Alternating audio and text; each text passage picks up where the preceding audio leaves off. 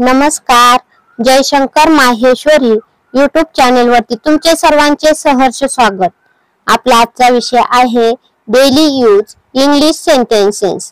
तुम्ही जर चॅनल वरती नवीन असाल तर प्लीज चॅनलला लाईक आणि सबस्क्राईब अवश्य करा. चला तर मुलांनो, आज आपण पाहूयात काही मराठी वाक्य जे की आपण रोज रेग्युलर यूज करतो. त्याचा शब्दशः अर्थ घेऊन तेच वाक्य तुम्ही इंग्लिश मध्ये कसे बोलाल ते पाहूयात. सर्वात सोपी इंग्लिश वाक्य, daily use English sentence. First is me खूप व्यस्त आहे. तर पाहूयात हेच वाक्य तुम्ही इंग्लिश मध्ये कसं बोलाल. आपण अगोदरच्या व्हिडिओ मध्ये पाहिलेलं आहे. मी, मला यासाठी आपण काय यूज करतो? I am. व्यस्त साठी काय यूज करतो? बिझी. आणि खूप साठी काय? व्हेरी. तर मग हे सेंटेन्स इंग्लिश मध्ये तुम्ही कसं बोलाल? I am very busy. I am very busy. Second पाहूयात, मी हलू शकत नाही. शकणे म्हणजे काय? शकणे, करू शकत नाही, हलू शकत नाही. याच्यासाठी आपण काय यूज करतो? कॅन. आणि हलणे म्हणजे काय? मूव. नाही ह्याच्यासाठी काय? डोंट. मी साठी काय? आय. तर हे सेंटेन्स तुम्ही इंग्लिश मध्ये कसं बनवाल? I can't move. I can't move. यासाठी तुम्हाला काय पाहिजे माहिती असणं की ह्या प्रत्येक शब्दाचा इंग्लिश मध्ये मीनिंग काय आहे, इंग्लिश मध्ये या शब्दाला काय बोलतात हे माहिती असणं खूप महत्वाचं आहे. आता थर्ड सेंटेन्स पाहूया जे की आपण रेग्युलर यूज करतो. तुला बरं नाही का? तुला बरं नाही का? आपण नेहमी विचारतो. एखादा आजारी असेल त्यावेळेस त्याला विचारतो आपण तुला बरं नाही का? तेच तुम्ही इंग्लिश मध्ये काय बोलाल? Are you sick? Are you sick. Sick म्हणजे लक्षात ठेवा बरं नसणे किंवा आजारी असणे. फोर्थ सेंटेन्स काय आहे? मी मदत करू का? आता तेच पहा, मदत साठी काय यूज कराल शब्द तुम्ही? हेल्प. करू का म्हणजे काय आलं? करू का, शकू का? मी आताच तुम्हाला सांगितलं. यासाठी काय यूज करतो आपण? कॅन. तर हे सेंटेन्स तुम्ही इंग्लिश मध्ये कसं बोलाल? Can I help you? Can I help you? Fifth sentence, मला मदत करू द्या. आता तुम्ही सांगा, आपण वरचं सेंटेन्स पाहिले मी मदत करू का, आणि दुसरं काय पाहतोय? मला मदत करू द्या. तर तेच इंग्लिश मध्ये तुम्ही कसं बोलाल? Let me help you. Let me help you. Sixth sentence आहे मी समजू शकते. आपण कोणाला सांगितलं एखादं आपलं टेन्शन म्हणा किंवा काय म्हणा, तर समोरची व्यक्ती म्हणते की मी तुला समजून घेऊ शकते वगैरे, तर तेच तुम्ही इंग्लिश मध्ये कसं बोलाल? I can understand. I can understand. तर पहा सेवन्थ नंबर, मी पोहू शकते किंवा मी नाचू शकते किंवा मी चालवू शकते किंवा मी स्वयंपाक करू शकते. असं मी काय काय करू शकते हे तुमच्या आवडीनुसार तुम्हाला जर बोलायचं असेल तर तेच तुम्ही काय बोलाल इंग्लिश मध्ये? I can swim. त्यासाठी तुम्हाला शब्द माहिती पाहिजे. पोहण्यासाठी काय वापरतात? स्विमिंग. नाचण्यासाठी काय शब्द वापरतात? तर डान्सिंग. चालवू म्हणजे गाडी चालवणे, ट्रॅक्टर चालवणे, त्याला काय शब्द यूज कराल तुम्ही इंग्लिश मध्ये? तर driving. I can swim, I can dance, I can drive. किंवा स्वयंपाकासाठी काय वापरणार? कुकिंग. तर आय कॅन कुक. आता 8 नंबरचं काय आहे? मला पाळीव प्राणी किंवा कुत्रे आवडतात. त्यामध्ये पाळीव प्राण्यांमध्ये काय येतं? गाय, म्हैस वगैरे येते. तर त्या प्रत्येक ह्याच्यानुसार तुम्ही यूज करू शकता. मग काय म्हणणार आपण सपोज पाहू, मला कुत्रे आवडतात. हेच तुम्ही इंग्लिश मध्ये काय बोलणार? I like dogs. किंवा पाळीव प्राण्यांना इंग्लिश मध्ये काय म्हणतात? Pet animal. I like pet animals. किंवा शॉर्ट मध्ये काय म्हणणार? I like pets. किंवा आता गाय आवडते म्हणलं तर काय म्हणणार? I like cow. म्हैस आवडते म्हणलं तर काय म्हणणार? I like buffalo. असे तुम्ही छोटे छोटे सेंटेन्स तयार केले की हळूहळू तुम्ही बिनधास्तपणे इंग्लिश बोलू शकता. 9 नंबर, त्याचा पाठलाग करा. पाठलाग करणे यासाठी काय म्हणणार?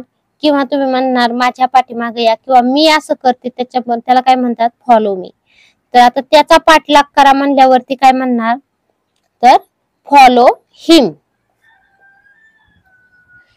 10 नंबर काय आहे? मी तुला विचारत आहे. विचारणे म्हणजे काय? प्रश्न करणे. तर त्यालाच तुम्ही इंग्लिश मध्ये काय म्हणणार? I am asking you. I am asking you. 11 number पाहू. आपण नेहमी म्हणतो याने काय फरक पडतो? तर तेच तुम्ही इंग्लिश मध्ये काय बोलाल? रेग्युलर यूज केले जाणार सेंटेन्स हे. What difference does it make? What difference does it make? फरक पडणे म्हणजे काय? फरक म्हणजे डिफरन्स. ह्याने काय फरक पडतो? आणि आपण काय साठी काय वापरतो? व्हॉट. हे तुम्ही लक्षात ठेवलं की तुम्ही इझिली इंग्लिश सेंटेन्स बनवू शकता. थोडा वेळ लागेल, थोडे प्रॅक्टिस करावं लागेल, परंतु तुम्हाला नक्की येईल. 12 नंबर काय? हे सगळं नशिबावर आहे. तर नशिबासाठी काय यूज करतो इंग्लिश मध्ये? वर्ड लक. तर हेच इंग्लिश मध्ये कसं बोलाल? It's all about luck. It's all about luck. 13 number, एकत्र जेवण करूयात. एकत्र या शब्दासाठी काय यूज करा शब्द इंग्लिश? टुगेदर. जेवण साठी काय? फूड. मग ए साठी काय? कम.